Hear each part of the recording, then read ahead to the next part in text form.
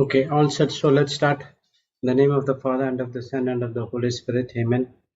Thank you, Abba Father. Thank you, Jesus. Thank you, Holy Spirit, for this wonderful day. Thank you, Lord, that we have gathered here in Zoom, YouTube, and Facebook. It is not because of our own will. That is the will of you, that we need to understand the Word of God, to get the knowledge of the Word of God, so that we could able to face the trials and tribulations and the wiles which has been coming from the kingdom of darkness against us.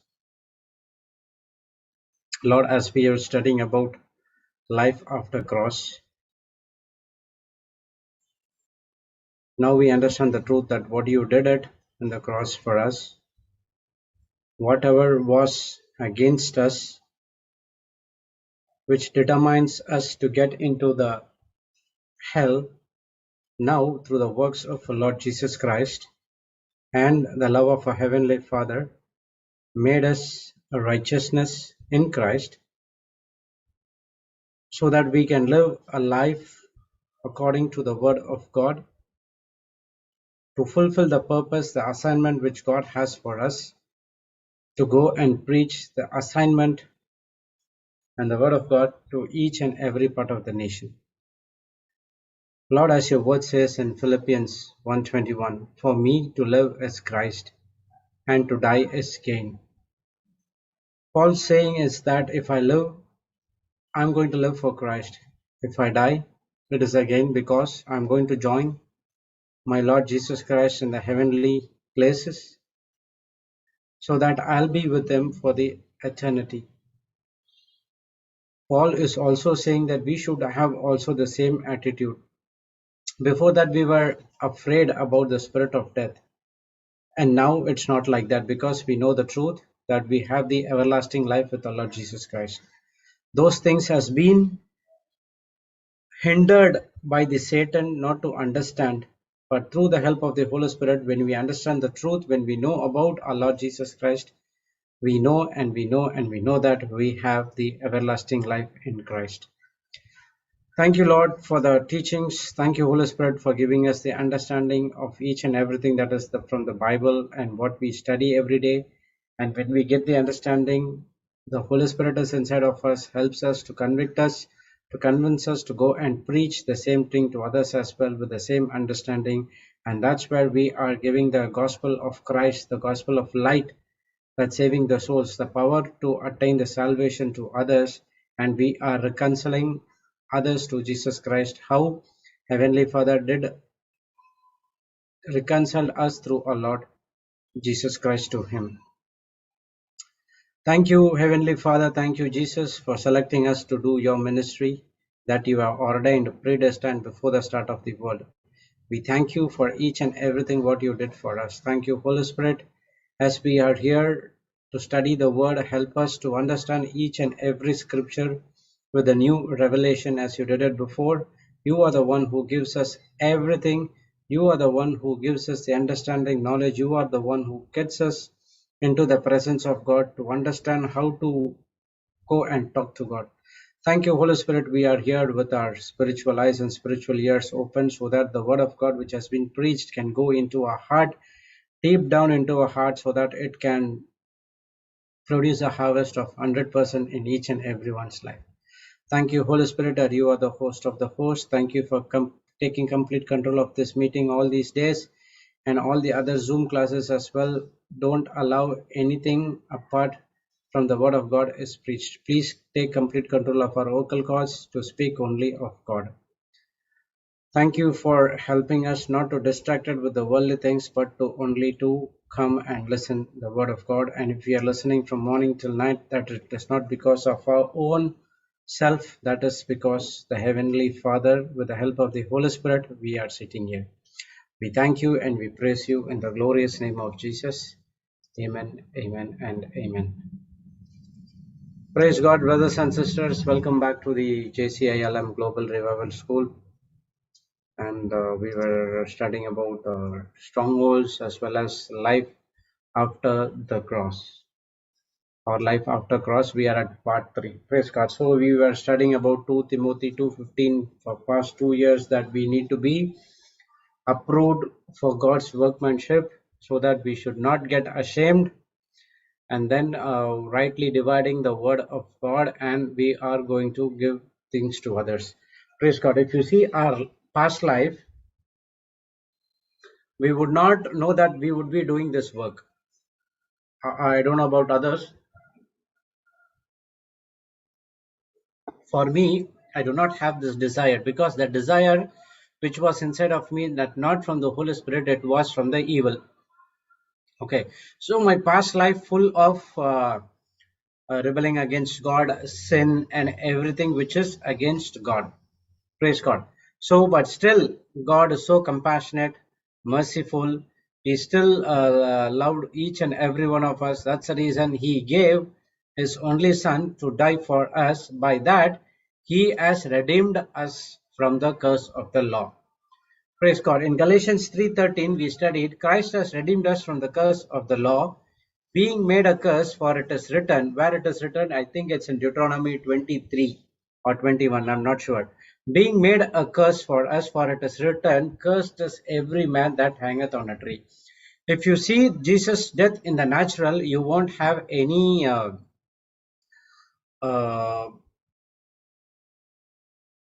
transformation in your life, because everyone say that, okay, if you see when Jesus was dying on the cross, everyone were said that he is the Son of Man. Let's see if the angels is coming and helping him up. And someone said that if you are Son of God, come and save you and save us from the cross. So that they were seeing Jesus' death as a curse hanging on the tree, which has been written in the book of law in Deuteronomy.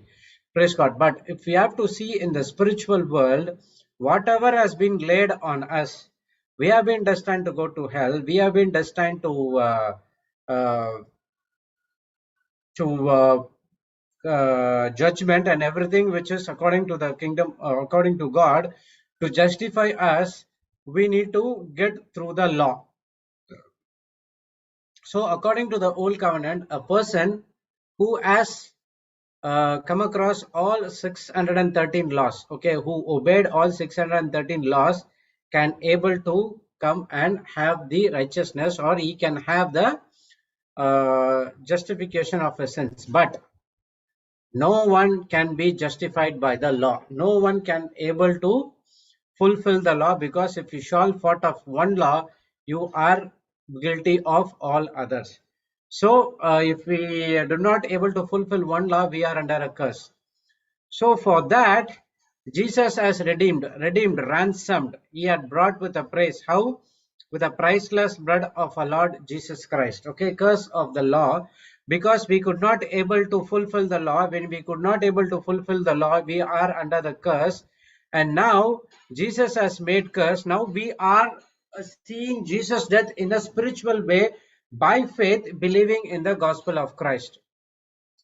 We did not see Jesus on the flesh and blood. We did not partake as like the apostles did.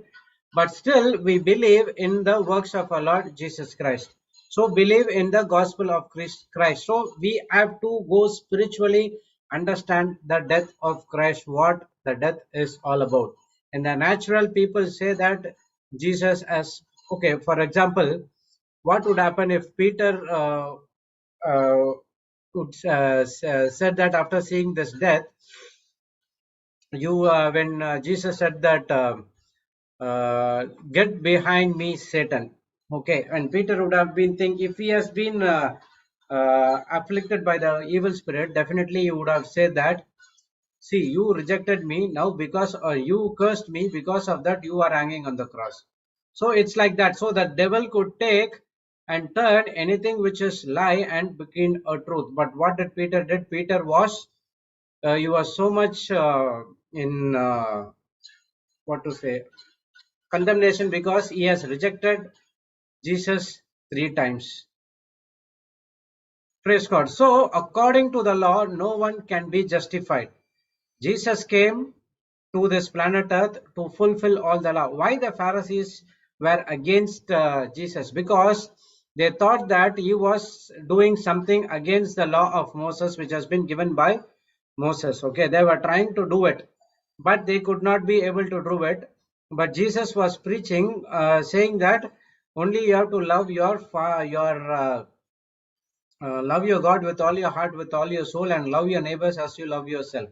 Praise God. This cannot be agreed by the Pharisees because they were under the mentality of the law mode. That is, they have to sustain 613 laws. So they thought that he is doing blasphemy against the God of Moses. That's the reason they were coming against him. But the truth is, Jesus came not to cancel the law of Moses, but he came to fulfill the law of Moses on behalf of us, so that instead of we being cursed, instead of we being uh, put to death, he took up all the things so that we are living a free, righteous life according to the word of God. Praise God. So Christ has redeemed. So there is no more curse of the law. Okay, our law is only believe with faith by the works of our Lord Jesus Christ, and you have to receive it. So Jesus came as a curse once for all for each and every one of us, because the word of God says, "Curse is the everyone that hangeth in a tree." Curse is everyone that continues to walk in disobedience. We were walking in disobedience. Now, that is one of the disagreeing the law. So we are under curse. Now, because of Jesus took everything on the cross, we are no under the curse. And the next one is, we do not have any what to say, any instinct to disobey God, because we know that what is the price which has been paid, that is the death of Christ. Praise God. So the law is perfect, but the law cannot able to give the power to overcome the sin. The only way to overcome the sin is grace. That's what Jesus has did in the cross for us. And Galatians 3:12 says, "And the law is not of faith, but the man that doeth them shall live in them." The man that doeth that shall live in them. What happens if the man cannot able to fulfill the law? He has to die. So because he wants to fulfill the law, he live in them law. Okay, but the word of God says the law is not of faith, because faith is always unseen and the law is always seen. How you to say that you have seen? Because you have to perform it by action. That is through natural. That's what I was doing before coming into the word. But what was Jesus saying? You believe on the supernatural, what I did it in the cross for you, each and every one of us. So the law demands the work. Faith demands belief. A person fails to keep the law, automatically the curse is activated. So either we are in the law of grace, or we are in uh, the law of actions, that is demanding of the Moses law. So if we do not believe on the works of our Lord Jesus Christ, automatically we have fallen to keep the law, and if you could, and definitely will not be able to keep the law, and we are automatically, our curse is activated. What is curse? Curse is a force that brings continual destruction, sorrow, and pain. If you see, before coming into born again, there was a curse. Looks like I was getting more, but still I was having a dreadful life. Looks like I was enjoying when I go to the pubs and bar, but after that it was a hell in earth. But so it is a wrath revealed, and there will be a self-destruction ruin that will come into manifestation. So it is a self-destruction ruins. So it is not the devil who comes and put those things into you. He is putting a one single lie, a simple lie, one small lie. When you believe on that one, that's where we come against the law of grace, and the curse is activated inside of us. So when the curse is activated, it is a self-destruction, and there is no peace at all. Whatever you try to do good, it end up in disastrous. It happened many times for me. When I try to do something good, and I tell them that I tried to do something good, and now you are trying to do this thing to me, and there is always a fight, and everything happens there. Praise God. So when the curse comes in our life, the intensity from where the torture which is due to us, there is no escape at all. It looks like When I got in, because of I committed all the things, that's the sickness struck me. I thought that there is no escape. I have to live by like this entire my lifetime. If I'm going to live for 120 years, this is what I say to everyone. I live for 120 years without any issues in my body. This is what I say. So I have to live with it vertigo for with 120 years. There is no escape at all. But that is the intensity of curse. But when I understood the word of God, actually at that point of time, I was not saying that 120 years. Might be, I don't know about that, what I said. So, for example, if I live a life of 70 or 80 years, I used to be live like that. So that's what the people said when I was in vertigo. They're saying that many old people are having this, they're still having, and they cannot have a cure, and they 80 years, 90 years, they are still with the same thing. Praise God. So now I understand the gospel of Christ, where Jesus Christ who died in my place on the cross. How you take it, it depends upon how your belief is all about. I personally say, take that Jesus personally died for me.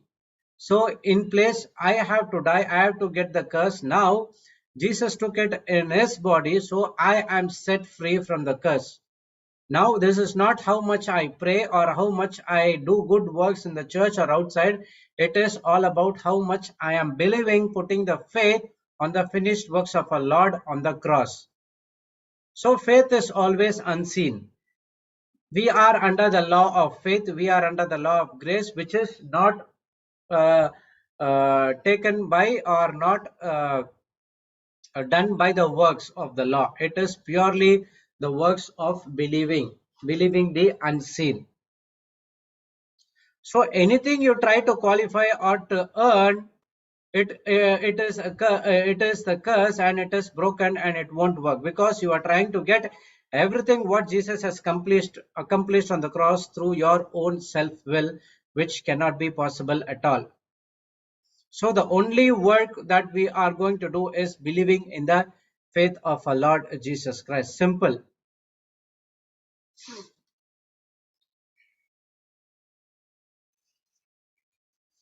So it is the Father's will for his Son to be a curse for us. So it is a Father's will. In other words, we can say it is the Father's love towards us. So because of that, we should not perish. He sent his only Son to die for us. So it is the Father's will that we need to be saved. Saved for what? Saved to do our own works? No. Saved to do the good works of our Lord Jesus Christ. This is what is life after cross is all about. My life before the cross, before the cross, in the sense not understanding the Jesus, so much destruction, no peace, fight, quarrel within the family and apart the family, everywhere. But now it's not like that. I understand who is the enemy is, and now I know that what I have to do when the enemy comes out, I have to operate in love and forgiveness. Because why? Jesus has did everything on the cross for me. Praise God.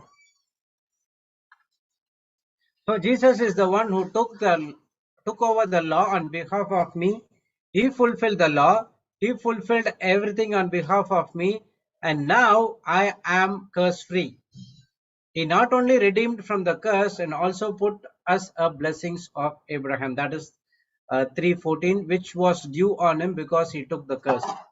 Actually, when we do Galatians 3:13, when we believe on that Galatians 3:13 and Galatians 3:14 will come to pass in our life through the Holy Spirit. Okay, now he saved us, he redeemed us, he ransomed us, everything. He took the curse free, everything. Not only that, now he made us a whole. What is there in the blessings of Abraham?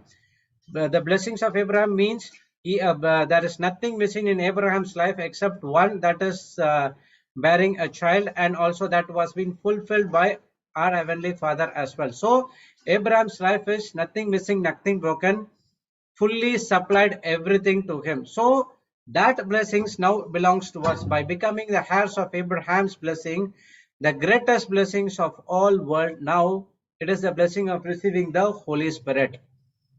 So how are you going to receive that Abraham's blessing? Through faith by believing on the Holy Spirit. Now in the Life after cross is everything about the Holy Spirit, because he said that in John 14:12, I will go to the, you can do the same things what I do and greater things, because I am going to my Father. When he goes to the Father, only we will get the Holy Spirit. So the greatest blessing of all time. When I was thinking about Abraham's blessing, okay, even I am also blessed by Abraham everywhere.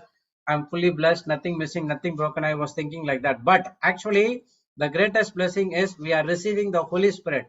That is the greatest blessings of anything that you are looking out for in the world. Through Holy Spirit, we are receiving everything. Praise God. And this blessing, it talks about the blessing of receiving the Holy Spirit. If you go and see that Galatians 3:14 verse,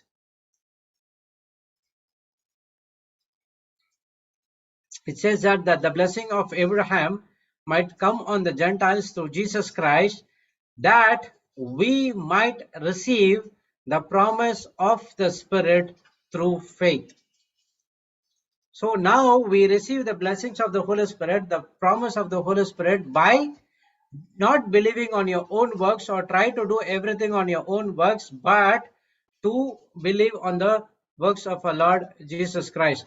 So we also learn that Paul was saying to Galatians in 3:1, O foolish Galatians, who had bewitched you, that you should not obey the truth, before whose eyes Jesus was Christ as evidently set forth and crucified amongst you.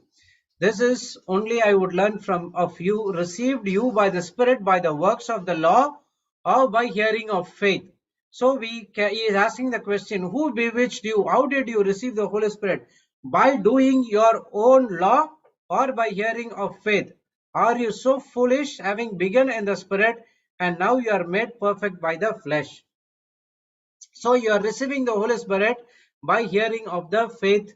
What is that faith? Faith is about the works of our Lord Jesus Christ, what he did it on the cross, and each and every one of us. So Papa was sharing a testimony yesterday, how evil afflicted person who was all the time drinking and nothing to do with the church, how the Holy Spirit led Papa to that place.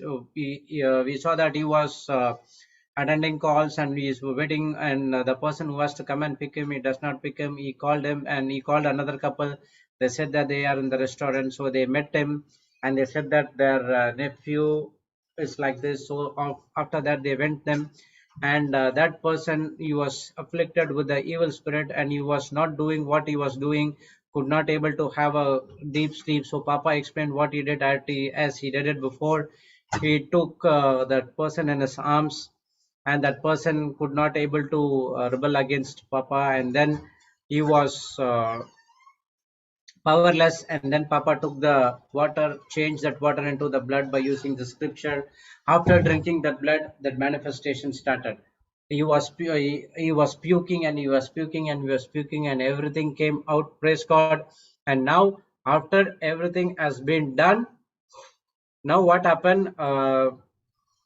He was set free. So what was the main thing? The main thing was the Holy Spirit asked him to put the testimony of Gladstone and sister of Brother Gladstone and Sister Rupa. The main thing is the prayer which has been given over there.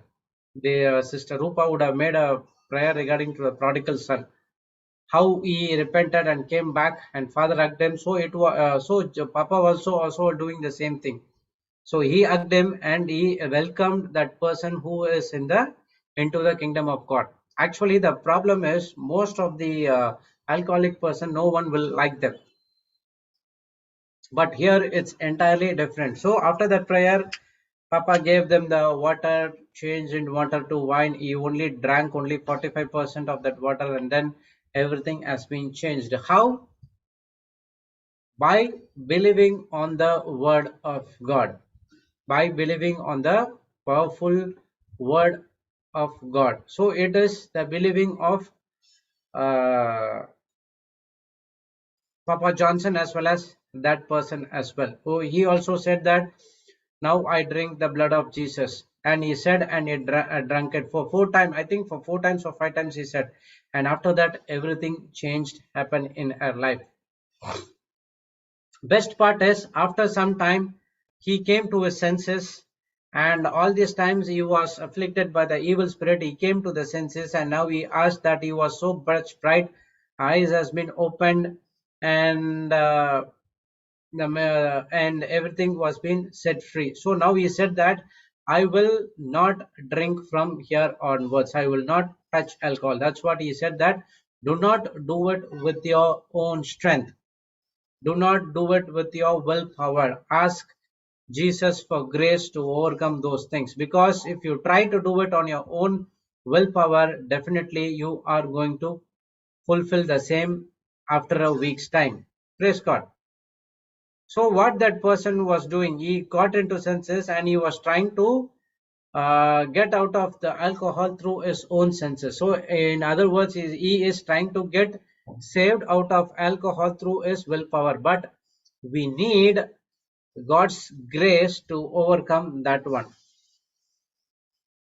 So Papa said that you don't need to leave alcohol. Alcohol leave you for sure. Only thing is, feed yourself with the word of God day and night.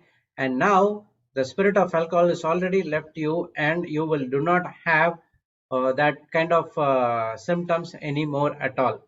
Now everything has been clean. Why? Because the correct word of truth has been given to them. So this is what after cross is all about. So 20 minutes before, he was experiencing the curse because of disobedience. He was in the verge of death. I don't know. Might some in some years we might have been, the devil would have been complete. But after 15 minutes, he was experiencing the life after cross. So it's only believing on the finished works of our Lord Jesus Christ. Praise God. Papa used several scriptures over there. He used Galatians 3:13. He used Revelations 12:10. Praise God. He used one of the, I forgot that was one more verse he used. John, forgot that. Praise God. You were sharing that testimony in Happy Family as well. So don't try to do everything through your own works. If you try to do everything on your own works, you will not be justified, because the word of God says you cannot be justified through the law. And the best part is, if you're trying to do everything, then you cannot get the Holy Spirit, because you cannot receive Holy Spirit through your works. You can receive Holy Spirit only through the works of our Lord Jesus Christ, by believing on him. Only when you believe when you have the Holy Spirit. Now the Abraham's blessings is for all who believe, whether Jews or Gentiles. Now Abraham's blessing is common to everyone. Those who ever believe on Lord Jesus Christ through the Holy Spirit, the Abraham's blessings follows them. Praise God. Now when we receive the Holy Spirit which is inside of us, helping us, and initially what he is doing is, he is cleansing by washing us with the blood of Jesus Christ. So once we were under curse, rebelling against God, now we are redeemed, ransomed, and washed by the blood of Jesus Christ, and now we are set apart for a holy purpose.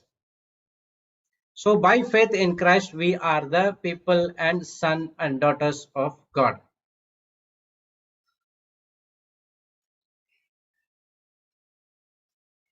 So before accepting Jesus, there was only curse, there was only anger, unforgiveness, and everything. And now when you accepted Jesus, now it's only love, mercy, grace, faith, fruits of the Holy Spirit, forgiveness, forbearing, patience, and everything comes, and you see yourself as a brand new person, a new creature. Praise God. So Papa gave some words, notes. We will study in that as well. Misery as a sinner, that we were sunk into that we were under the curse and condemnation of law.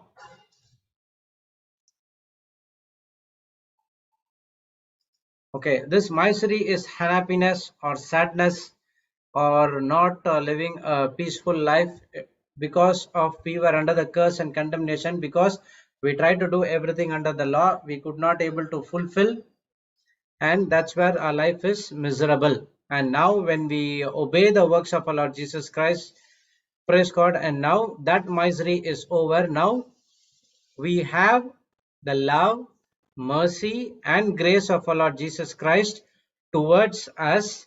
Now Jesus submitted himself to be a curse for us so that we are redeemed from the curse of the law.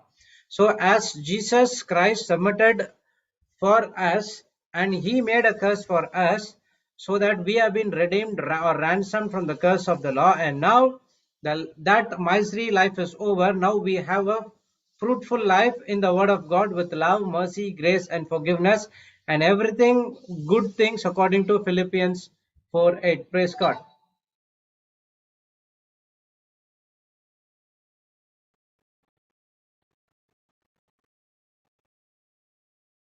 So all the curse, ancestral curse, forefather curse, what curse, every curse has been nailed it on the cross, and now you are curse free when you believe on the works of our Lord Jesus Christ. That was the next line, the next point.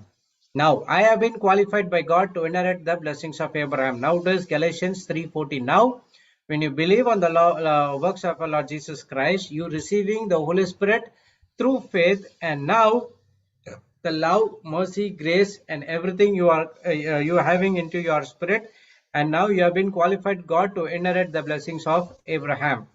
Now we are receiving the Holy Spirit. We are set apart in new for a holy work. It is only through faith in Jesus, not work, we can hope to obtain this favor. And this favor, this grace,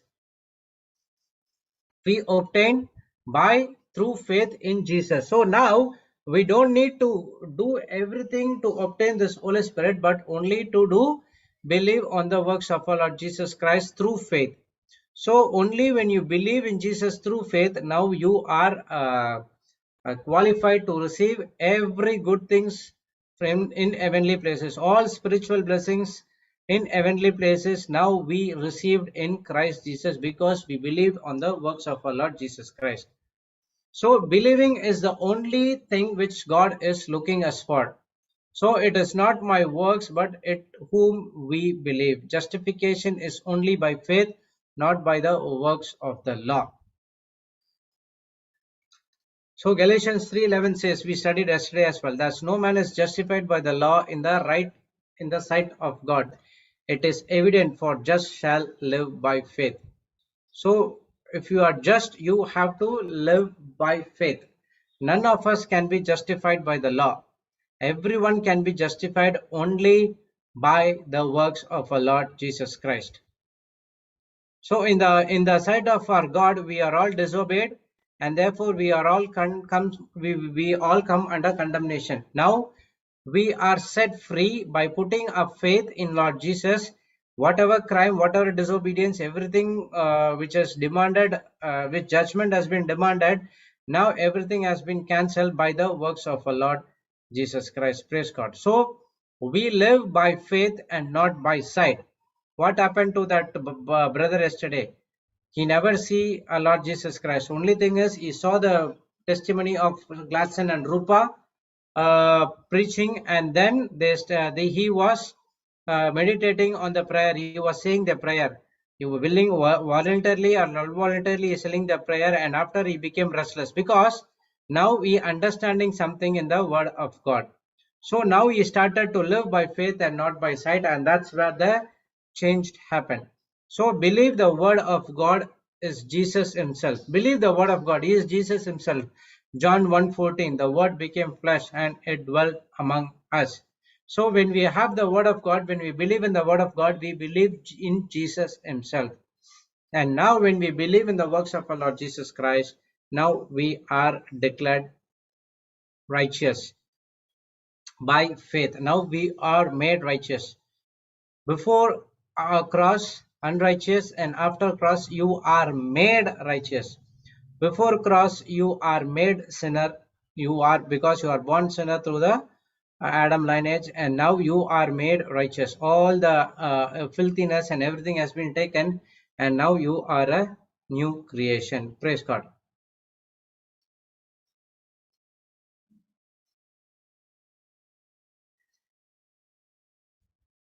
Another example which Papa shared was Jesus, the prisoner who was crucified with Jesus. He said that, remember me, and Jesus said to him, you will be in the paradise. The gospel was not preached. He did not see any miracle. He did not do anything, but he would have been he would have been learned heard about the works of our Lord Jesus Christ. So he might be, uh, what to say, he might be looking to meet Jesus, but unfortunately, the devil did not permitted him because he wants to take that person to the hell. But unfortunately, that was the plan of God. He met Jesus at the cross. Even at the cross, also Jesus was preaching in his actions. That what changed that entire person's mind. That what he said. We have been committed sin. That's the reason we are dying in the cross over here. But this man, he should not die because he committed no wrong. He was doing only good things.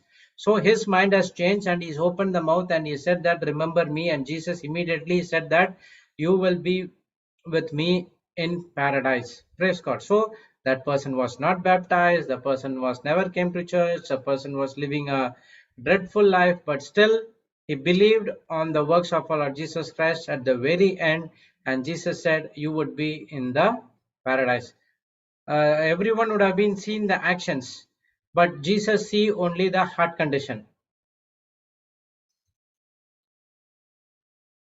So he received God's life, God's happiness, because he accepted the Son, and whoever accepts the Son is accepted of God.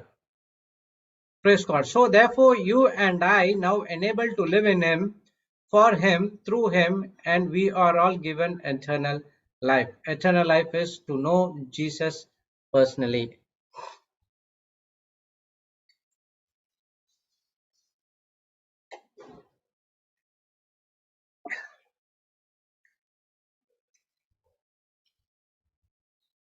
This person in the cross, he never did anything of his works, but he only believed.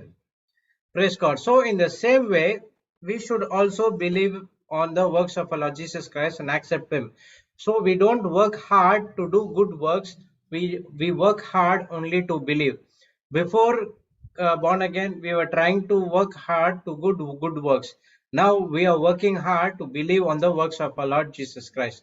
So, whenever you are walking, imagining Jesus walking with you, and He is the one who is carrying the burden, but the people think you are carrying the burden. So when we believe He is in us, the one who does the hard work. So it looks like we are doing everything from the outer part, but actually it is not I or he or we, it is Jesus who working inside of me. When we go and preach and teach and heal the people, it is not I who doing it. That's what people say. Oh, Sister Jocelyn is so blessed. Oh, Brother is Jude is blessed. Papa is blessed. Sister Jessie is blessed. Actually, the thing is, it is not us. It is the Holy Spirit who is acting inside of us. So if that person thinks that, oh, I am the one who is doing it, immediately is fallen from grace and he will not see the manifestation in his life. So no one is justified by the works. Everyone has been justified by the faith. And what is that faith? Faith on the believing on the finished works of cross. So the just shall live by faith and not by sight. By sight is before the cross, and by faith is after the cross. So there is no condemnation at all. There is no punishment, no guilt. There is only freedom in the new covenant life after Christ. Praise God. And Matthew 11:28-29, it is a famous scriptures for each and every one. Come unto me, all you labor and heavy laden, and I will give you rest. So he is saying to everyone who is trying to do everything of the your own self effort. Come unto me, all you labor and heavy laden. What is that labor and heavy laden? We are laboring to do good works by the law. Because we try to do everything, it goes in a disastrous way. We are so heavy laden in our mind, but not in our actions. We are heavily laden in our mind, and now he is saying that you come to me, I will give you rest. How? Take my yoke upon you. Learn of me, for I am meek and lowly in heart, and you shall find rest unto your souls. Praise God. So how you are going to, how he is going to give you the rest? You have to take the yoke of Jesus upon you. All these times we were carrying the yoke of the evil, which is giving you a heavy laden. But now God is saying, my yoke is very easy. If you see this verse in amplified version, one second, I'll read more. Q 11:28,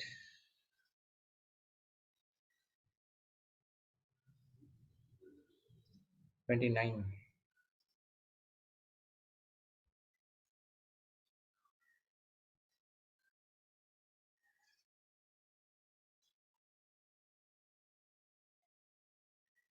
Okay, AMPC, it says, take my yoke upon you and learn of me, for I am gentle, meek, and humble, lowly in heart, and you will find rest. What is that rest? Relief and ease and refreshment, recreation, and blessed quiet for your souls. So the yoke of Jesus is very easy. Relief, ease, and refreshment and recreation. Praise God. Now he's saying that, take my yoke. Heavily burdened. We are burden of the law. Now Jesus is saying, now my yoke is easy. Take it. I'm ready to give you the rest.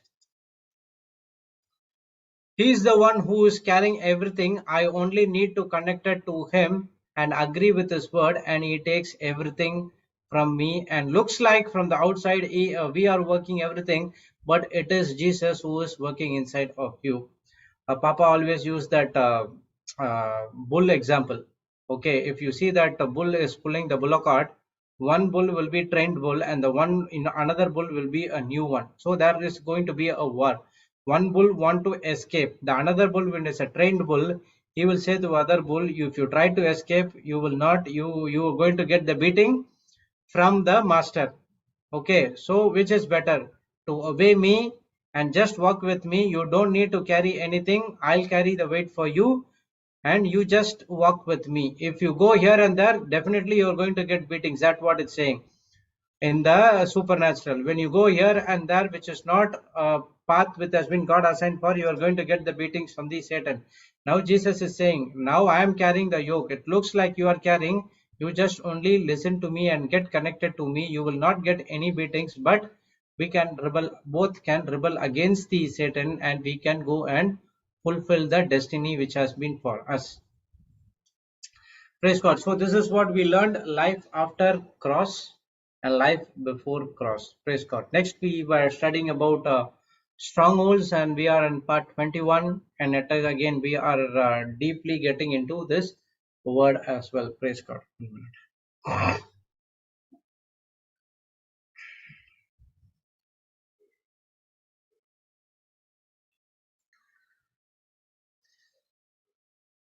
So we are studying about the strongholds, and one of the strategies of the devil is using the strife for us to be in the strongholds. Okay, now we were studying about how to overcome the strife and its root cause. So first of all, you have to understand what is strife. The meaning of strife is vigorous or bitter conflict, competitive jealousy, rivalry, or the state of being discord or antagonistic towards someone, a tendency to quarrel in a based in strife. Vigorous or bitter conflict, competitive jealousy. If you have these things, these are the uh, symptoms of strife. Rivalry or state of being discord or antagonistic towards someone. Okay, the meaning of antagonistic is opposed, okay, unfriendly or incompatible towards someone. And now what is going to do, it is a tendency to quarrel based in strife. Tendency to quarrel is based in strife. Praise God. So this is what strife is all about, and devil is going to use this strategy, that is lie and deception of strife and offense, for us to be in the strongholds for our entire lifetime. Because James 3:16 says, for there is envy and strife, there is going to be a confusion and a evil work. So don't, if you have any evil work or confusion in your family or something like that, the root cause would be strife or offense. Okay, the strife is the root of many issues in our life. Okay, it is one of the powerful weapons which has been used by the devil to bring disunity in our life. When I open the door for strife, then there is only confusion, other evil works, every evil works which is going to steal, kill, and destroy you. Praise God. So when there is envy and strife, there is confusion and every evil work. So if there is any problem in your family, any confusion or any evil work, so the root cause is strife. Most of the marriages, why it has been, people are asking for this because they did not know that they have to operate in love and forgiveness. Instead of operating in love and forgiveness, they operate in strife and envy, saying that I am bigger, you are bigger, I am doing this job, getting so much of salary, you are doing this and you are doing that, you are getting less salary, why you want to go to this world, why you want to do that, you have to stay here, I have to stay there. So a lot of things. Why? The problem is envy. That envy creates the strife and that creates the confusion and every evil word. So there cannot be any good at all in your life. So how the strife gain access in our life? The Satan put the strategy into our mind in a form of a lie. Mark 3:25 says, and if a house divided against itself, that house cannot stand. The devil is full united. Okay, the devil is full united, and that's the reason they are coming against us. But a question for each and every one of us: are we united with the Lord Jesus Christ? Because we do not know the truth, because we do not understand the love of our Lord Jesus Christ, we do not personally know Him. If any wrong thing comes to us, we open the mouth and confess, why you, Jesus, you brought this in my life. So when you open and say that, you are dividing the house of God with your own voice, with your own words. Okay, when the division comes, that is going to be a strife. Praise God. Strife comes where there is no foundation. Because why there is strife coming? Because you are not rooted and grounded in the word of God. So if you are not rooted and grounded in the word of God, what kind of a stronghold you have already built? The stronghold which I have already built is from the kingdom of darkness. So we have to build a foundation on love and forgiveness so that we can overcome strife. The only way to overcome this is you have to get into the Word of God, because the Word of God teaches only about the love and forgiveness and not on anything. Praise God. Sister was teaching about the agree to disagree. I just because there's a difference on opinion, I'm not going to allow this disagreement to hamper our relationship and bring disunity into us. That is what the devil is trying to do. Mostly that happens in the ministry. Ministry in the sense, I'm not talking about this in the church or whatever. In the church there are several ministries are there. Okay, so there is going to be a difference of opinion because everyone are unique. I may get a revelation what Sister Jessie won't get. Sister Jessie will get a revelation which I don't get. So there will be a difference on opinion, but I need to agree to disagree. Okay, so there will be a disagreement, there will be an agreement, but it should not hamper our relationship, because it is the when you do that, there will be a lie which has been planted into you to operate in disunity. The word of God says the house divided against itself cannot stand, which is going to demolish from the root. So the strategy of the overcome strife is to be in unity. So how the fight between the marriage people are coming? Any other way? Okay, the devil will come and put a lie into you. There are many when I don't want to say anything, because when we receive the calls, we say that this is what happened, this is what happened, this is what happened. To make them to understand the truth itself, it's hard for us. And then after that, we need to give the scriptures. We need to ask them to get into the Word of God. We need to know this is, first of all, you didn't identify it is not it is not your husband or wife. It is the evil which is operating inside of him, and then we need to explain what is that evil is all about. Evil in the sense they think that, oh, he is purposed by the evil spirit. Then we have to say that what is this all about. There are four types of hierarchies in the evil things. Praise God. And then they'll come to the conclusion, and then they start to get into the word of God, and they saw the success. But people are there still, they want to do it on their own works, and they end up in destruction.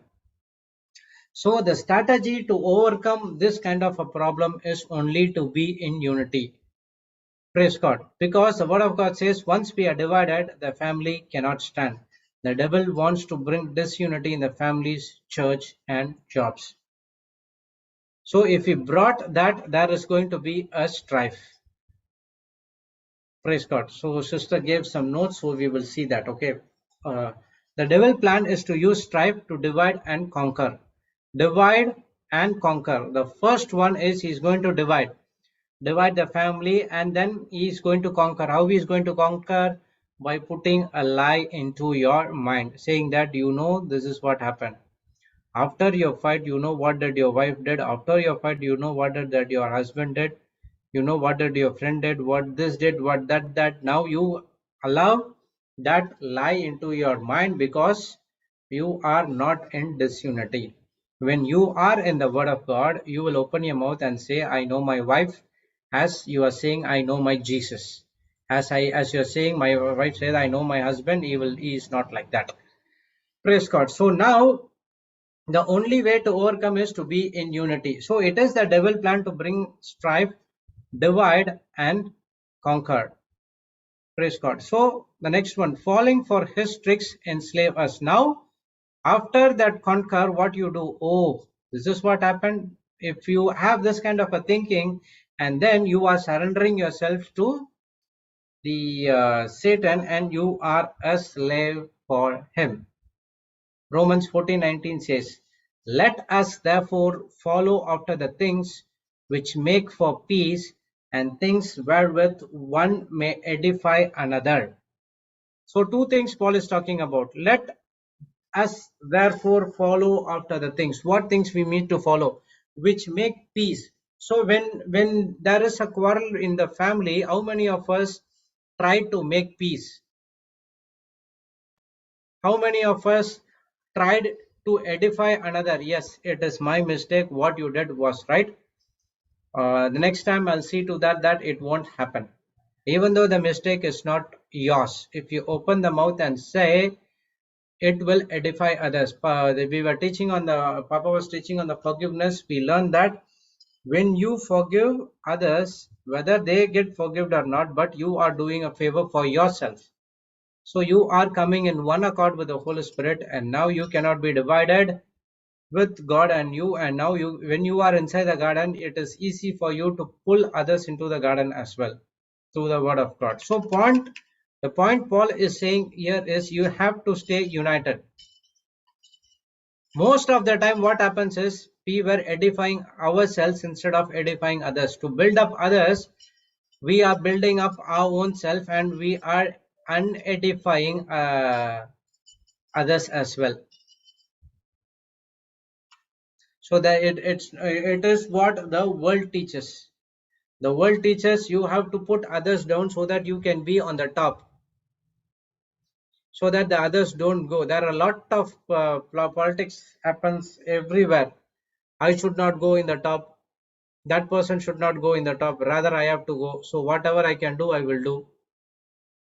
So what does the word of God says? To be unity, which means working in a team. We tend to promote ourselves so that we get promotion. Praise God. So this promotion not talks about the promotion of the world, promotion in the kingdom of God. You are going to glory after glory. Praise God. Romans 14:19 in Amplified Version says, so then let us pursue. It says that pursue. In KJV it says that follow. Now it says that pursue with enthusiasm. Pursue means you can chase or follow or something like that. Okay, with enthusiasm, the things which make for peace, the building up for one another, things which leads to spiritual growth. So when you build one another, it's going to lead to a spiritual growth. Praise God. So this is how strife gain access into our life. The first one is they will use the plan to divide and conquer, and when we fall for that, then we are enslaved to that Satan. Praise God. And now we will study strategies to overcome this satanic bondage. Okay. Follow after things. The first point: follow after things that make for peace and build others up.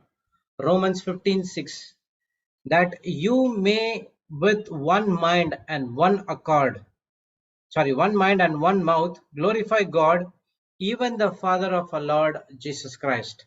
So that you may with one mind and one mouth glorify God, even the Father of our Lord Jesus Christ. So follow after the right things that make for peace and build others up. Okay, the word of God says that we need to make peace and build others up. How to do that? How you are going to bring that peace and build others up until otherwise you are getting into the word of God? We know that you cannot get the truth from the world. The truth can be shared only through the word. Okay, so Romans 15:6 says that you have to be in one mind and one mouth to glorify God. When the disciples and the people were in the synagogue, they were in one mind and one accord. They were glorifying God.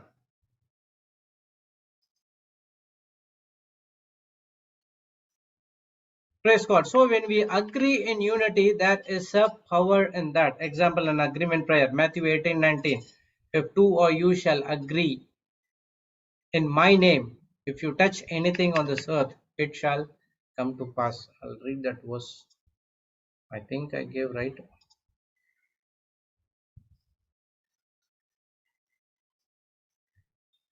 If two of you shall agree on earth as touching anything that they shall ask, it shall be done for them of my Father which is in heaven. Wow. So an agreement prayer have a power because we agree in one accord in unity, and what we are doing, we are glorifying God. When we take the word of God and agree, then we are glorifying God. Understand one thing: if you are speaking anything out of the context, which is not of the word, you are not glorifying God, you are glorifying Satan. When you speak about some person who is not right now in front of you, if you are speaking about that person, that you are glorifying the Satan. When you speak something bad about them, that's what I said. If it's not aligned with the word of God, if you praise them and if you tell only their good deeds, yes, that's good. But speaking behind, so most 90% of the 90% of the people, what I say is they speak on their behind. So that is what glorifying Satan. But what the word of God says, when we take the word of God, we agree in unity. There is a power in that because we are in one mind, we are in one accord, we are in one mouth. What we are doing, we are glorifying God. When we are glorifying God, there is so much of power in that as well. So we cannot be in unity if you do not operate in unconditional love. So the first and foremost thing for operate in unity is you have to love that person. How a person cannot, if a person does not have love, how he is going to be in unity with other people? It's impossible. So the first and foremost thing, you have to know the unconditional love which has been given to each and every one of us when we are born again. Through the Holy Spirit, the love has been shared or poured into us. So the first and foremost thing what you get after the Holy Spirit is the agape love, unconditional love. That is the power to be in unity. That is the power to glorify God. That is the power to rebel against the kingdom of darkness. So this unconditional love is so powerful, but we are not using it in the right way. So when you have that love as a root, then there is no I or me will come because all the time you are thinking about others. What is this love is all about? God was thinking about others. That's what, when Adam disobeyed, he was searching for Adam, and he took the skin of a goat and he covered, because he loved Adam and Eve. He sent Adam and Eve out because at any time they might eat the fruit of life, so they might not die. Praise God. It is not because of God got angry and they sent Adam. He sent Adam and Eve out. No, it is because of that love. He wants every they want to get saved. So that's the reason. Through Joseph, the whole Israelites saved, and through Moses, Israelites has been coming back to the promised land. Through Jacob and Caleb, they were entered into the promised land. Through David, they were reigning as one of the top people in the Israel, where people were so much afraid. Through Solomon, everyone was going for these. If you see all these things, it is teaches about the love of God. So, and this love of God is poured inside of us through the Holy Spirit. And now, when you have this love, every time you are thinking about others. Jesus, with full of love, came to this planet Earth. He was thinking only about others, but not about himself. So God did not want Adam to be alone. Again, there is love. That's the reason Eve was there, and God did not want Adam to be self-centered, and He wants the love what He received to share with others as well. So the nature of agape love is to think about others. The nature of agape love is to edify others. The nature of agape love is to make others grow. Praise God. So there is a power in unity when we come together in one for the same reason. Again, if you have a different reason, then there's going to be a different opinion. If you have a different opinion, there is going to be a disunity if the word of God is not there. So the power in unity is when we come together for one same reason. So remember that. When you come together, it should be for one same reason, but not for different reasons. So before coming into unity and agreement, make that only one reason. What is that is all about. So the devil cannot bring destruction without bringing the division inside of us. The devil cannot attack a family without a division. That's why Paul is again and again instructing that we need to build each other and glorify the Lord with one mind and one mouth. So once we build other, we have to glorify only God, but we should not do anything apart from the word of God.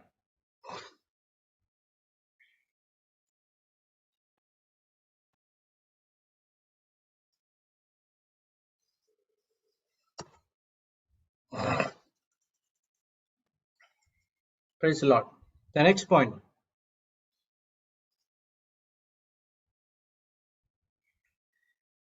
Be of the same mind so that we can glorify God. Okay. First one is follow after the things that make for peace and build others up. Okay, so that is we learn. Second one is be of the same mind so that we can glorify God together. That's what we learned in Romans 15:6. Okay, so we are coming in one mind to glorify God, but not to glorify others. The third point, having no division. 1 Corinthians 1:10. Now I beseech you, brethren, by the name of our Lord Jesus Christ, that you all speak the same thing, and there no be division among you, but that you be perfectly joined together in the same mind and in same judgment.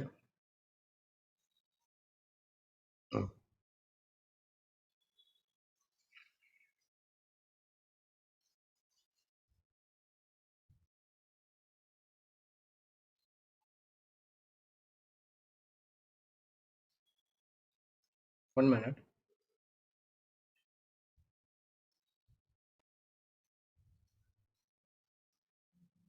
Okay.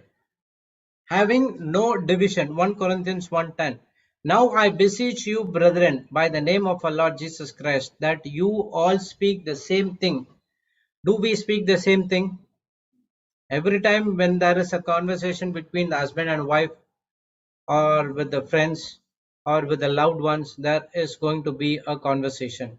In that conversation, it starts with one single lie, which someone would have opened the mouth and said something.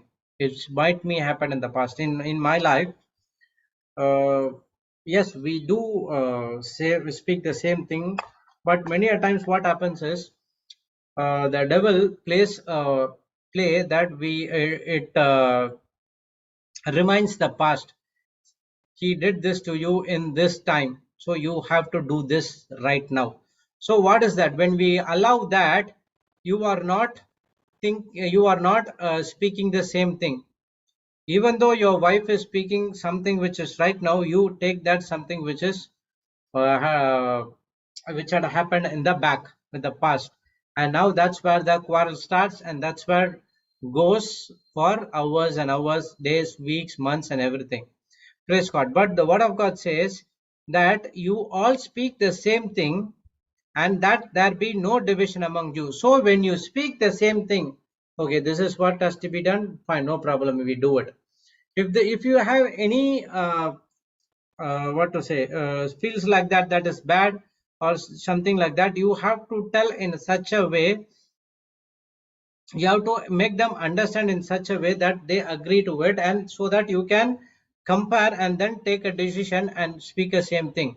If wife is telling something and no, you should not do this, and if I'm saying something, praise God, now what's happened, there's going to be a division, and there's going to be a quarrel, and every other evil works will come. So speak the same thing, and that there be no division among you, but that you be perfectly joined together in the same mind and in the same judgment. So after doing that, you will be perfectly joined. Praise God.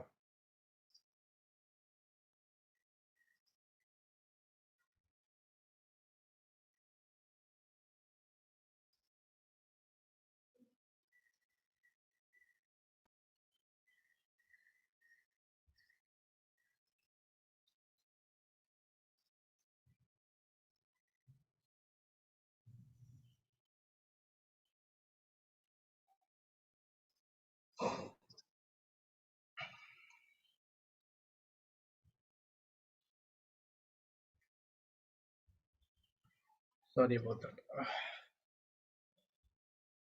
But that you be perfectly joined together. So once you have the same mind, when you have the same thinking, when you speak the same things out of your mouth, now what happens, there's no division, that you will be perfectly joined together in the same mind and in the same judgment in the sense is talking about the faith.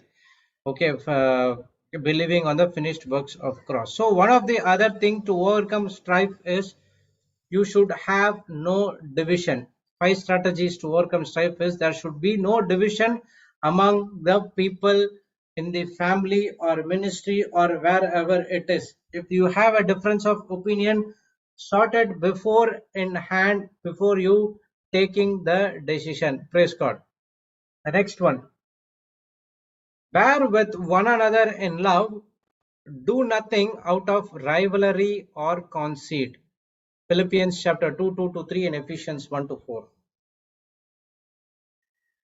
Philippians 2, 2 to 3. Fulfill you my joy, that you be like-minded, have the same love, being of one accord, of one mind.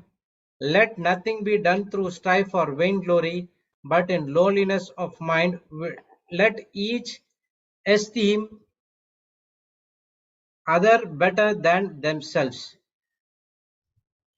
Bear with one another in love, do nothing on rivalry or conceit. So many a times we do something in the a kind of a competition.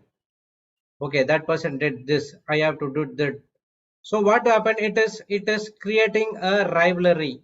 When you have the rivalry or conceit, then it is going to be a strife inside of you. But the word of God says, bear with one another. Doesn't matter, he did that, okay, No matter whatever I can do, I am doing. There is no competition at all. He is doing to his strength, I am doing in my strength. That's it, with the help of the Holy Spirit. So that's what the word of God says. Fulfill you my joy, you be like-minded, having the same love, being of one accord and one mind. So when you are like-minded, having the same love and one accord and one mind, you are fulfilling the joy of our Lord Jesus Christ. Let nothing be done through strife or vainglory. Nothing should be done by strife or vainglory, but everything has to be done only in lowliness of mind. Let each esteem others better than themselves. So don't compare and don't think that they are better than, I mean, they are lower than me, or someone think that they are better than me. So everyone are equal, everyone are unique. Okay, so there is no strife or vainglory. When there is this measurement comes, there is going to be a strife and vainglory, because it going to bring competition between them. Praise God. So if it is competition between them, then it is not allowed. It's going to end up in strife and conceit or any other rivalry between the people. Ephesians 4:1-4. Praise God. Now, Sister Jessie will start from here.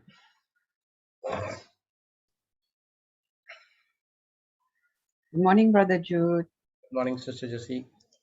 Good morning, everyone. Can you please make some of them co-host? Yeah. Sister Noni, Sister Jane, Sister Joginda, Mildred. Yep. Praise God. And Sister Shalini. Praise God. Thank you, Jesus. Hallelujah. Good morning, Sister Jessie. Good morning. Morning, Mildred. Good morning, Sister Joginda. Morning, Sister Noni. Good morning, Sister Joginder. Morning, Sister Mildred. Good morning. Good Good morning. morning, everyone. Praise the Lord. Yeah, feel free to chip in anytime, okay? Praise God. Sure. Thank you, Sure. Brother Jude. Praise God. Praise God. Yeah, you took all the 5 points, right? No, I am at the 4 point, Ephesians 1:4. Okay, all right. So we will just Ephesians 4:1-4. Start from there. yes. So Brother Jude has covered 4 points. We were actually looking at the 5 strategies to overcome strife. So what are the 5 strategies? We've gone through. The first one is follow after the things that make for peace and build others up. Okay, peace and build others up. Second is be of the same mind, so that we can glorify God together. That is in Romans 15 verse 6, which we saw earlier. Okay, that you may be with one mind and one mouth glorify God, even the Father of our Lord Jesus Christ. Okay, that is Romans 15 verse 6. And the third point is have no division. Okay, have no division. Because why? Division, the devil's plan is to use strife to divide. He brings disunity. That is his first attack. So when he can bring disunity, division, that's how he conquers. Just like you see in war, right? Sometimes in war, that's what the those who wants to attack, the persons who want to attack the other party, you know, sometimes they actually try to bring division within the other camp.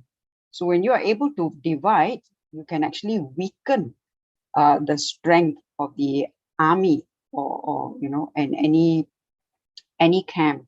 Because we saw, isn't it, a house divided against itself cannot stand. Just like in the family, cannot stand. So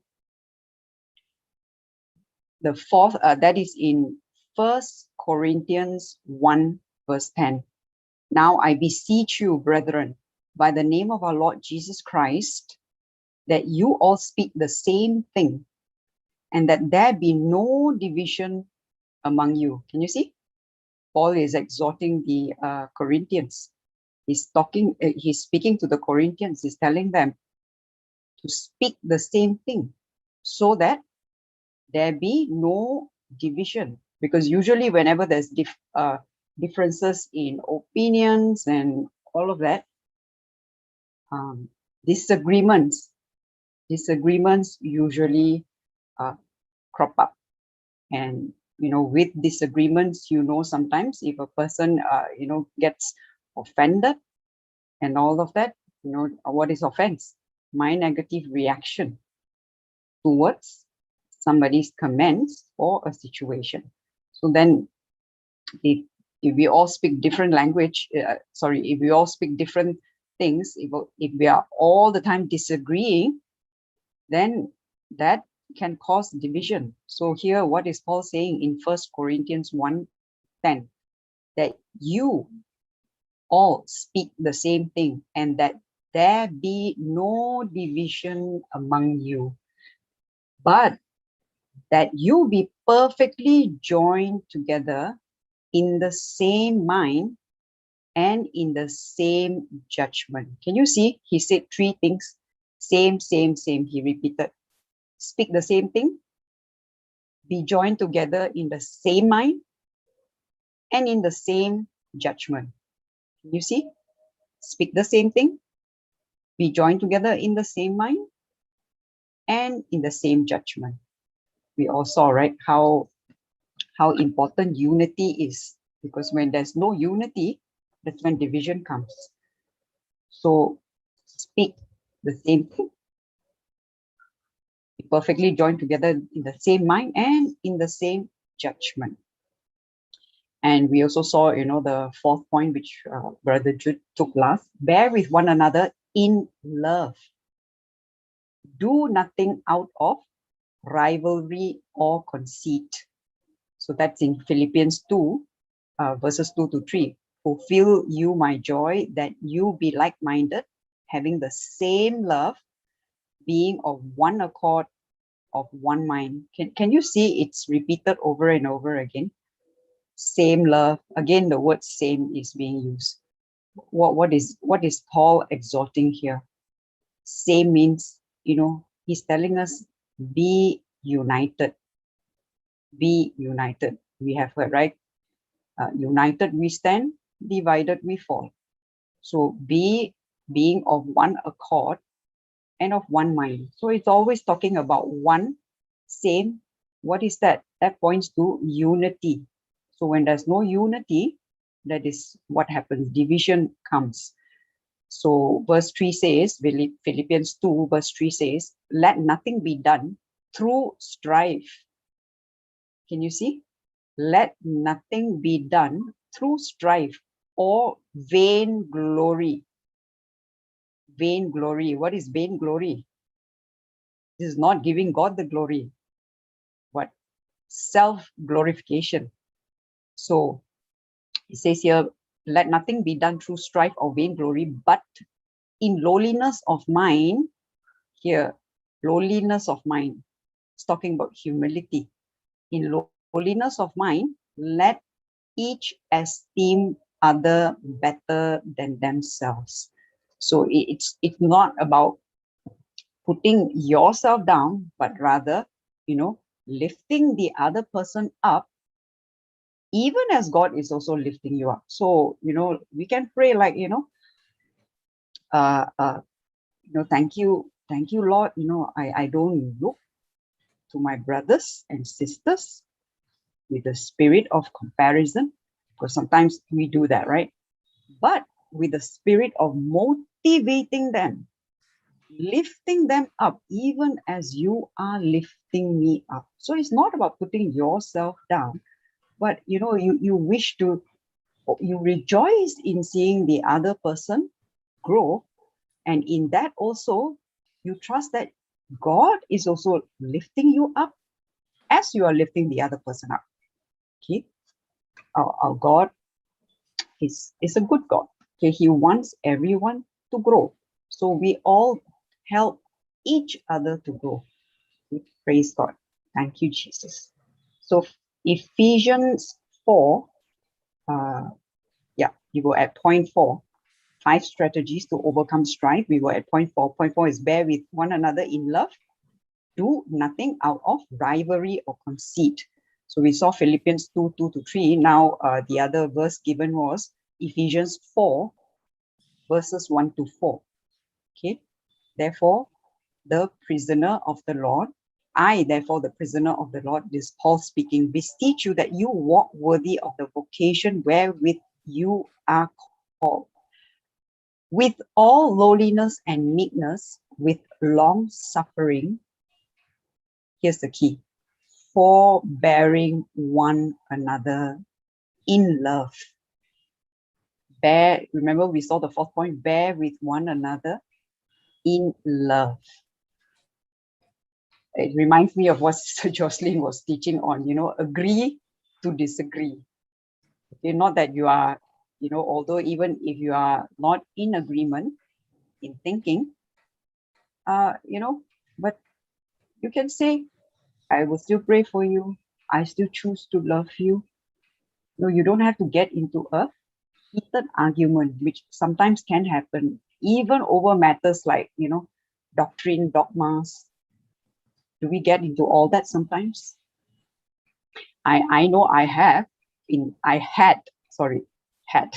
past tense, okay, trying to prove, okay, what I believe here, what I've studied, this is right. What you are saying, that doesn't sound right. But that's not the way we bring. Now I have learned from Papa and all the teachings, Jocelyn and everyone who teaches the word. I have learned that you bring the truth. You help anyone, who has any questions, help them to see the truth. Don't get into any argument. Just plant the seed and that's it. Leave the rest to God. We don't have, and speak with love always and gently. I have seen when I speak gently, even if sometimes what happens is when another person speaks and you are also speaking, and if the other person raises up the voice, okay, because the other person is trying to prove a point, but you also, you have your point, don't raise up your voice. I used to tend to do that in the past. When first the other party, raises the voice, it's like an automatic kind of like an automatic reaction that I would also raise my voice. But thank God for the word that has made me understand. It is not about winning. It is about giving the truth that sets a person free. What is important is the person's soul. There's no point in, raising voice, getting, so that I can prove I'm right. It's not about me proving I'm right. It's about the word of God, which is the truth. And the truth is always right. So you can always share gently I would say, after coming into the word, that has actually, the power in the word has actually, I would say, is the grace of God, definitely. Okay. Has actually helped me to, by default, I don't speak in those tone anymore. When someone raises up the voice, I'm able, by the grace of God, to control my tone and to control the way I speak. I'm able to speak with gentleness, with more patience. I'm not saying that, I've made it. It's still a process, with some people, it can still be very challenging. But I thank God I have seen some changes in that area. And praise God, I'm growing and growing as I'm learning to minister to different people, because, when you speak to different people, you also get different kind of responses. And, the way they speak, the way they want to also, want you to hear what they want to say, So it's all that. It's actually helping me to grow as I minister to different people with different characters. And I thank God. I thank God for each one of them, for they have helped me to, God has actually trained me to grow, to be more patient, to be gentler in the way I speak, the way I share His love. Okay, because one of the fruit of the Spirit is patience, right? Gentleness, self-control. So, but I must say, I still have a lot of room for improvement. Okay, so it doesn't end. It doesn't end here on earth. It's a continuous process. All of us are growing. We're still growing. Okay, until the day we're completely united forever in heaven. Thank you, Jesus. Praise you, Jesus. Then we saw just now. Okay, I think I've covered all the 4 points, and the 5th point, which is the last point. Okay, the last point is look beyond your own concerns to the concerns of others. This keeps us from being self-centered. Yeah, so true, isn't it? Look beyond your own concerns. But most of the time, are we always concerned about our own affairs? It's always about me, my family, my things. Or are we concerned about others, other people? How people are needing help, needing some words of encouragement. Are we giving that? And looking beyond your own concern, I would say actually when you look beyond your own concern, by default, you are not self-centered. By default, it happens because when you are focusing on the other person, you're no longer focusing on yourself. Yes. Yeah. Can I share something? Of I course. had to, some few days back, I had to take some course and I was not ready to take that. I was not so eager for that course. So I felt very sad. I had to forcefully take that course up. And then I thought I came home. I was very sad from inside. Suddenly, Holy Spirit reminded me about Papa's teaching. When you are feeling sad, you don't sit in one place, you go and reach out to someone else. So I got a person from my, the people who I was ministering. Yeah. I started messaging that person. I started sending the song. God led me to the song.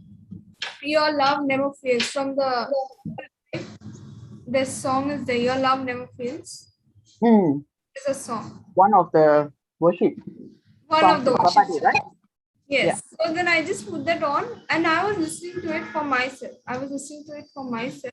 And it went on and it came to this part. You make all things work together for my good.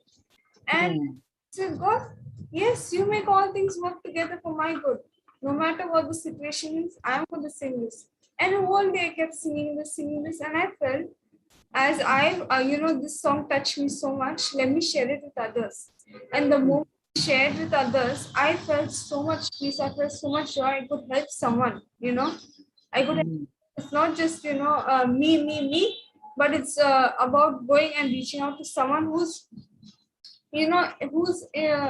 sick in that area. And praise God, I was completely set free. Praise God. And it's just ringing in my mind. Praise God. Praise God. Yes.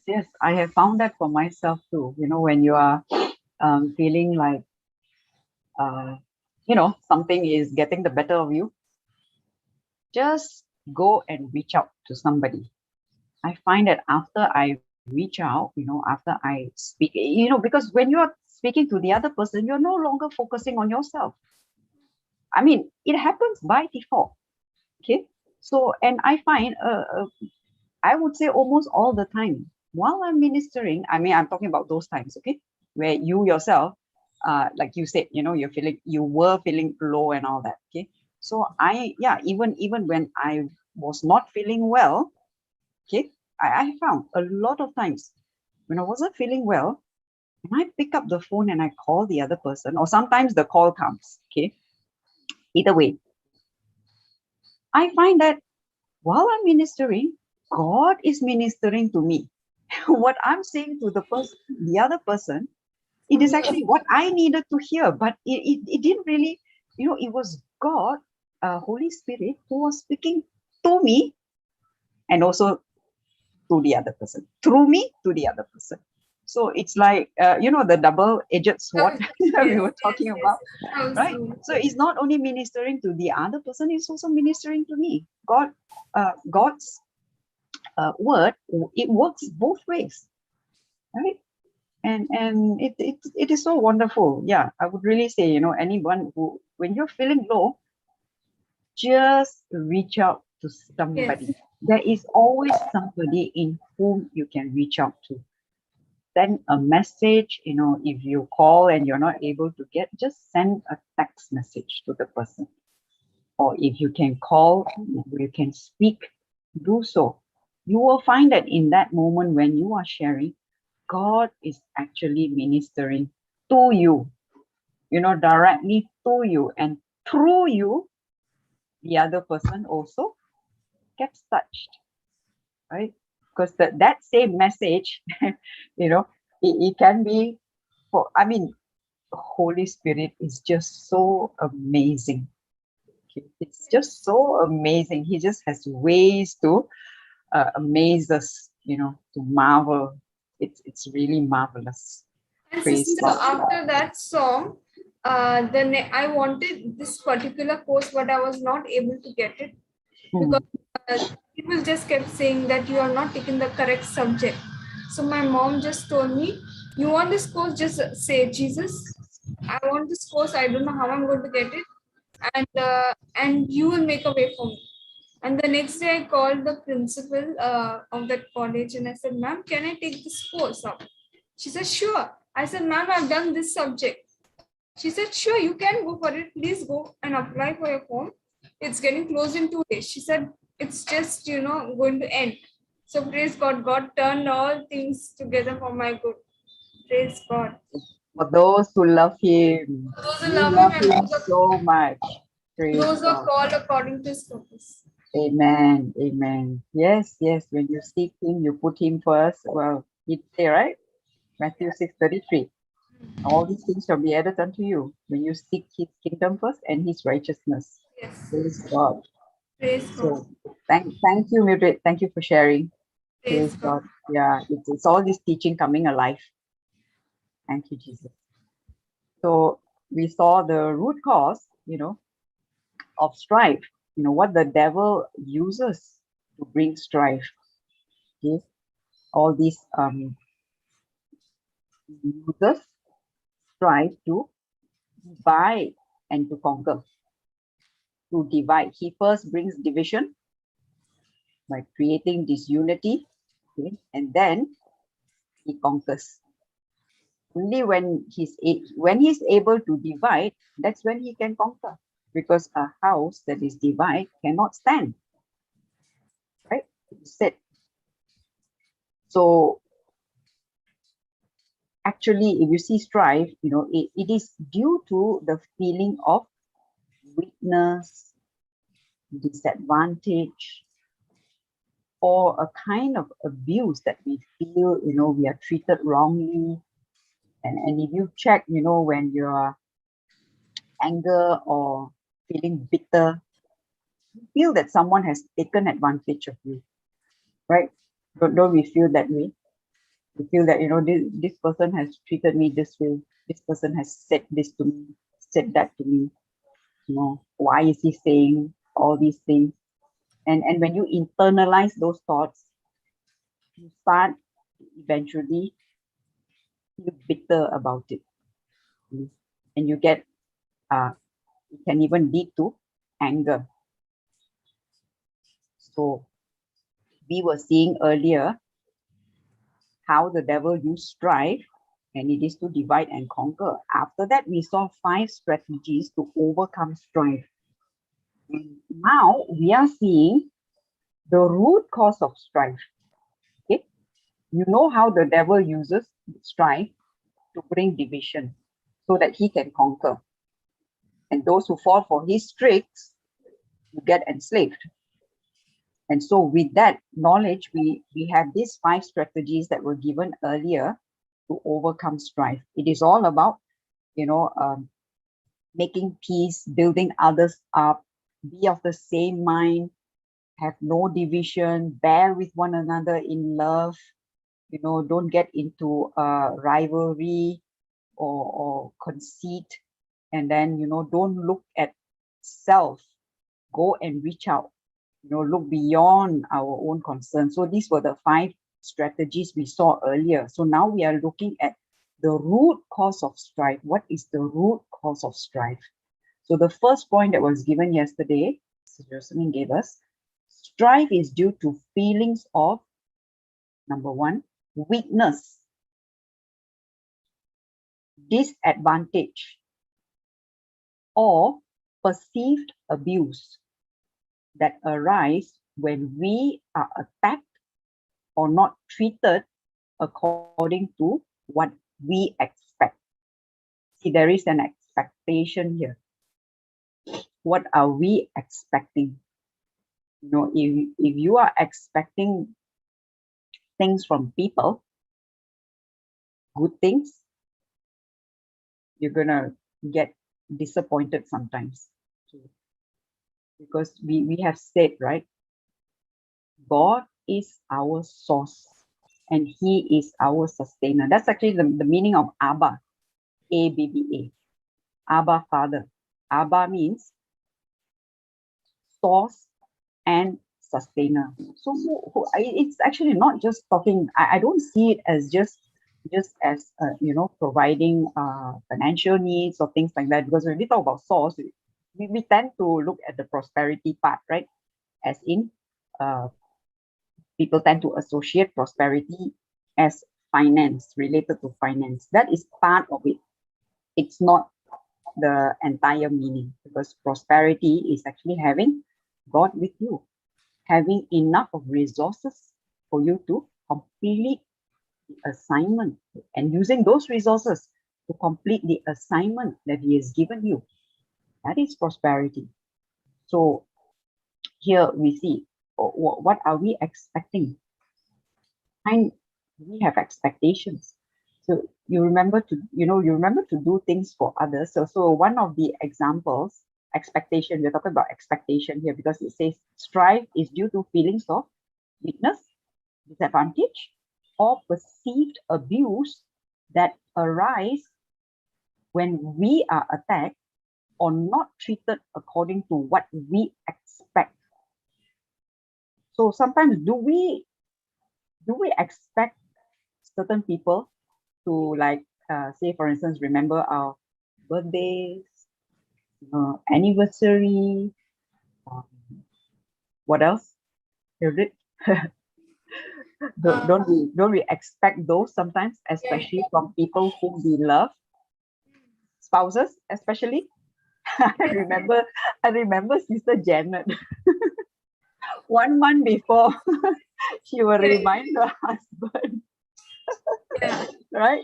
She say, my birthday is coming, and she will remind him 1 month before, because what?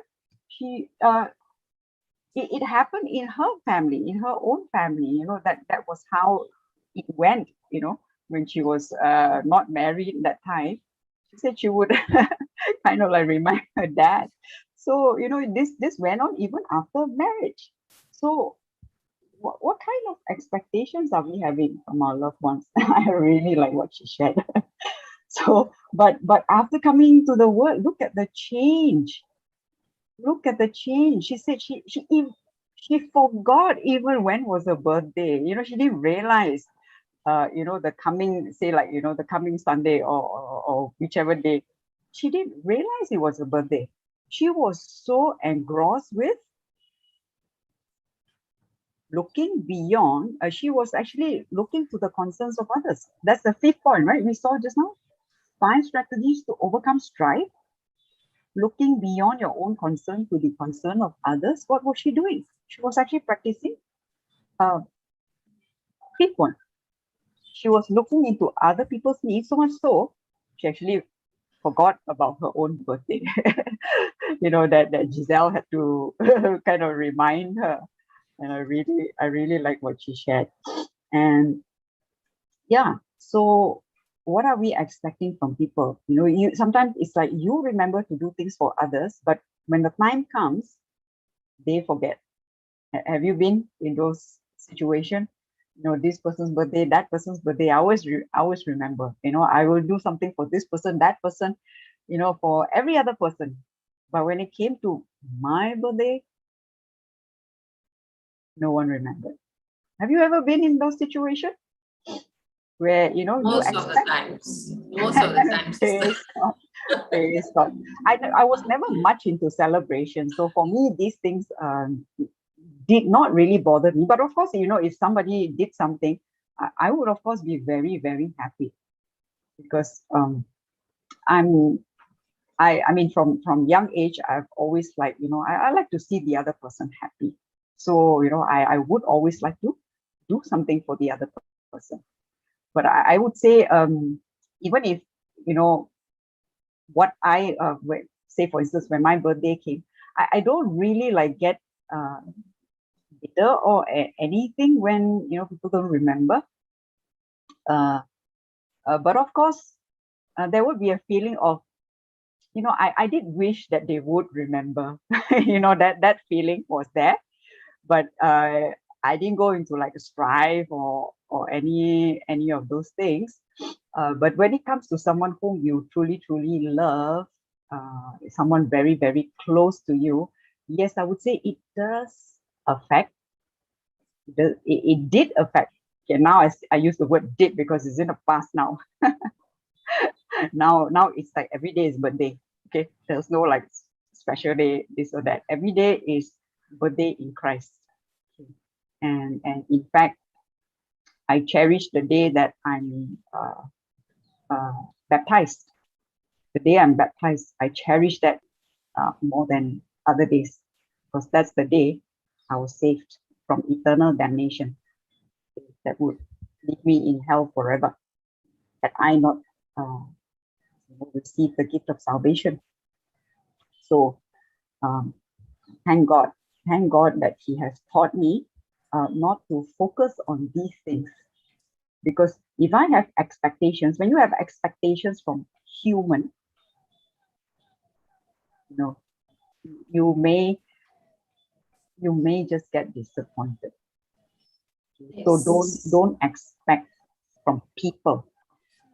Expect from God, because God says, right? He has given us promises. Expect from Him. And yeah, so that's a point we saw yesterday. Praise God. Thank you, Jesus.